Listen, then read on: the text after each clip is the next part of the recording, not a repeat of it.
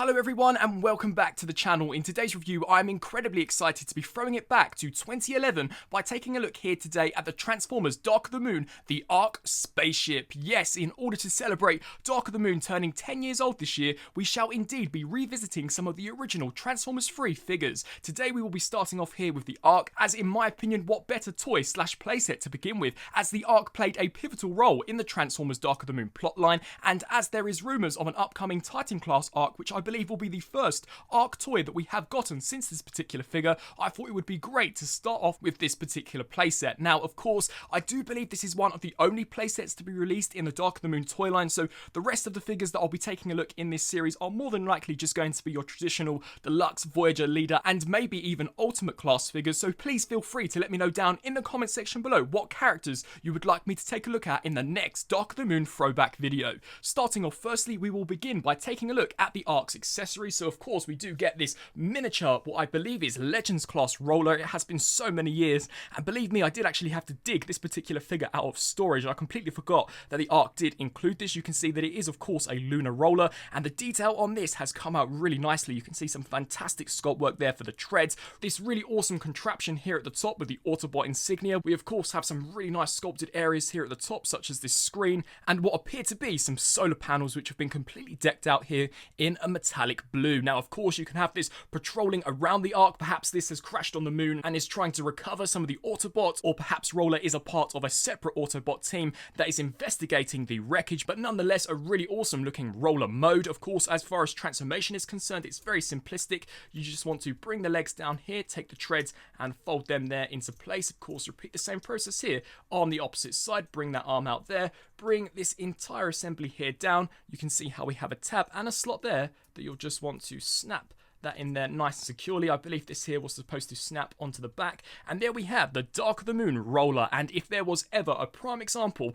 of how different the Michael Bay designs are when compared to their original G1 counterparts, it would definitely be this character. Now of course, Roller actually never appeared in Dark of the Moon, which I find to be a missed opportunity, as I do actually think this character design and his overall alternate mode would match really nicely surrounding the ARK actually crashing on the moon. But nonetheless, you can see that he certainly does have a very abstract looking design. I love the metallic blue that has been used here for this section around the neck. We've got some really nice blue there for the head, and the sculpt work to the head too has come out really well. As this is my original figure, there are some paint scratches on this, as Roller here has seen many battles with the Autobots and the Decepticons, but we do have some nice gold here at the top. As we turn our attention here to the torso, you can see some really nice looking sculpt work, and I just miss these figures so much. I'm glad that Hasbro are bringing back the Legends class with the new Core class for Kingdom, and let's hope that maybe we can even see some Core class figures in the Studio series, perhaps to finally give us Skids and Mudflap. But nevertheless, you can see that the feet there, I believe, have come out really nicely. As far as articulation is concerned,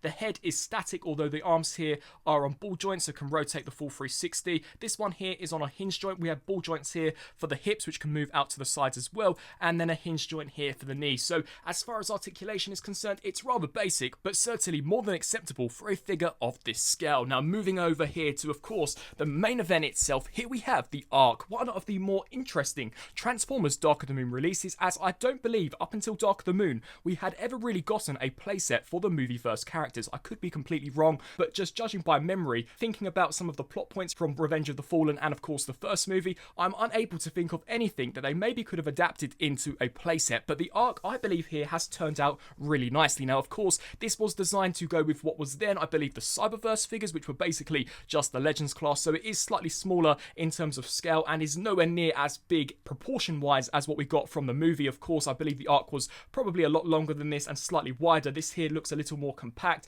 and more like an escape pod than an actual battleship like the ARK was depicted in the DOTM movie. But as far as the overall design is concerned, this is pretty much spot on to what we got in the film. You can see we've got some really nice silver paint apps here for the main cockpit. I do love how we've got all of these ridges and holes in this, very accurate to what we got in the film. We've got these sculpted in turrets here, which have been picked out in a really really nice looking gold. We've also got some nice gold highlights here on the sides. As far as the actual front section is concerned, this is completely loaded with so many different weapons. We've got all of these blasters here at the front with the Autobot insignia, these 2 laser cannons here at the front, as well as these 2 missiles, one of which can actually fire, which I'll demonstrate later on in the review. And we of course do have what appear to be rockets on the sides there, so this was definitely a very heavily armoured ship, and it's unfortunate that we never really got an awesome battle sequence. There was a brief sequence with the ARK actually flying in space, however it was very quickly shot down and of course crashed onto the moon. As we turn around here to the back, we of course have the thrusters, which too are very accurate to how they appeared in the movie,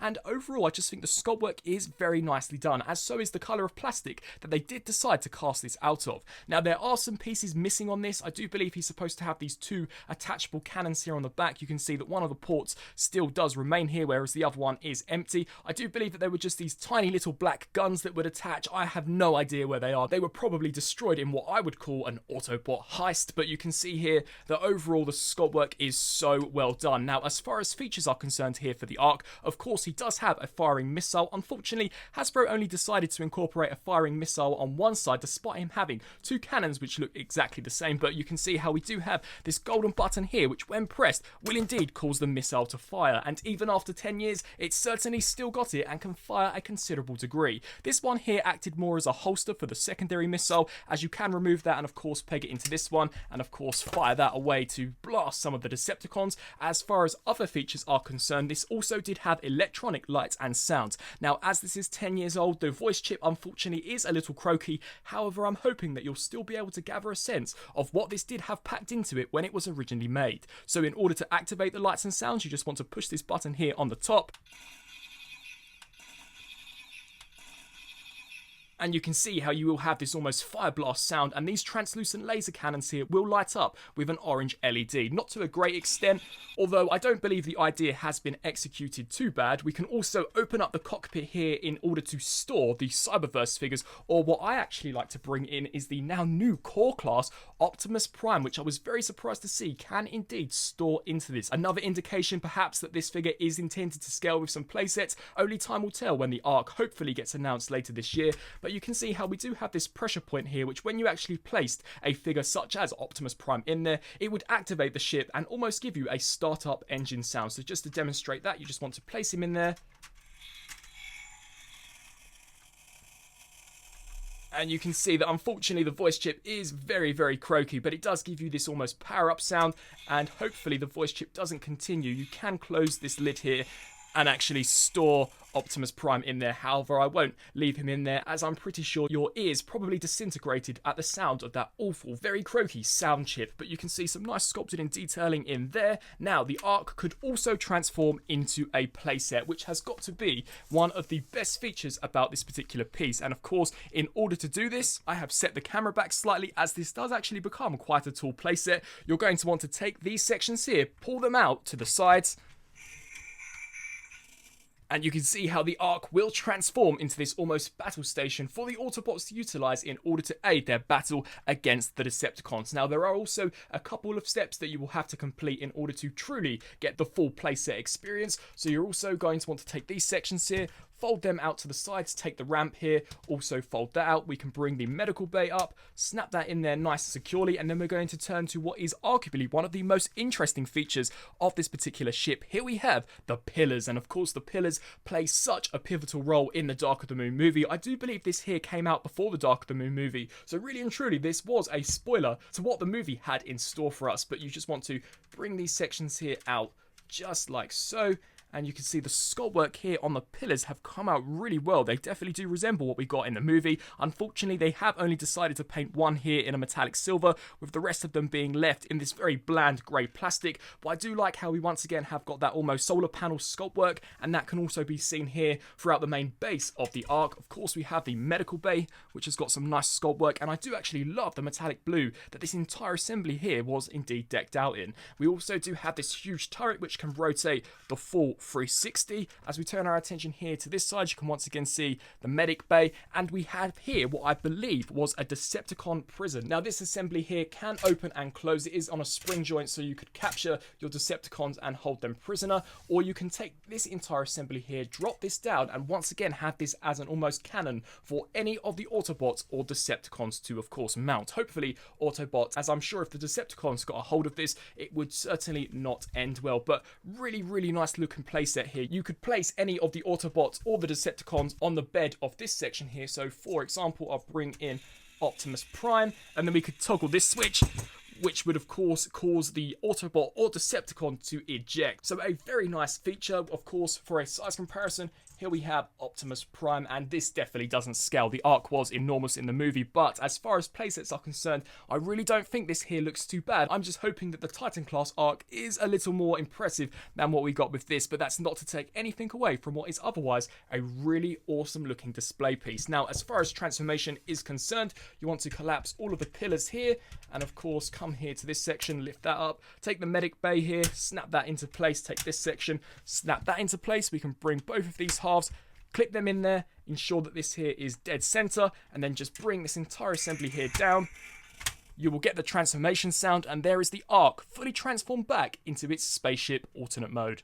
And so, there was my review on the Transformers Dark of the Moon, the ARK playset. If you haven't guessed from this review already, despite this piece here being over 10 years old, it still really holds dear to my heart, as growing up as a kid, I had so much fun with this. Despite this not being in scale with the mainline characters, it's still a really fun looking piece, and as far as detail and sculpt work is concerned, I believe it to be a really good stand-in for the ARK. Of course, there was no way we were ever going to get a to scale with the mainline characters, the ARK, so this particular playset was never really going to be mind-blowing as far as movie accuracy was concerned, but when you actually take a look at the main spaceship itself, I believe it to be very accurate to what we actually saw in the movie. Of course, there are some issues in regards to the actual proportions. The cockpit should be slightly smaller, and I believe the ship should be slightly longer and of course wider, but the sculpt work I find to be very impressive. It has some great play features such as the electronic lights and sounds, the blasting turrets, as well as the missile launchers, which I cannot recall the last time we did indeed get a missile launcher into the Transformers mainline. The fact that this can transform in pretty much 3 steps, one of which is very simplistic, just adds to the overall playability factor, as Hasbro could have really just left it here as a spaceship. I believe that its almost base configuration looks quite nice, of course not really resembling what we got in the movie. For those younger collectors that were looking for a playset, I believed it worked reasonably well, and for older collectors that picked up the Legends class, or what I believe was the Cyberverse Commander class, they did scale with that playset rather nicely. I also like the nice nod to the movie, such as the pillars. That was a very sneaky move on Hasbro, as of course when this was released, we really had no idea that the pillars would play such a pivotal role in the Dark of the Moon movie, and if you are given the opportunity to actually pick this up or repurchase it, I would highly recommend to do so. I believe this here really doesn't go for all that much on the aftermarket. Even after 10 years, I believe you could probably even get one for like $15, $20, maybe even less, and for that I definitely think it is worth it. It is a really nice looking display piece. If you were to custom this and perhaps give it an almost dry brush look, it would look fantastic, and I am still very glad to have this in my collection and still have it on display. I really hope that you enjoyed this throwback review and that you are glad that I did start off here with the Dark of the Moon, the ARK. As mentioned at the beginning of this review, if there are any characters that you would like to see me revisit, please also be sure to let me know down in the comments. I'm open to pretty much any of the Dark of the Moon characters, as mentioned, I pretty much have them all. I have thoroughly enjoyed revisiting this particular product and hope that you all had a good time watching this video. With all that being said, I really hope to see you in my upcoming reviews as well as my upcoming throwback reviews, and until my next review, I'll see you then. Thanks for watching.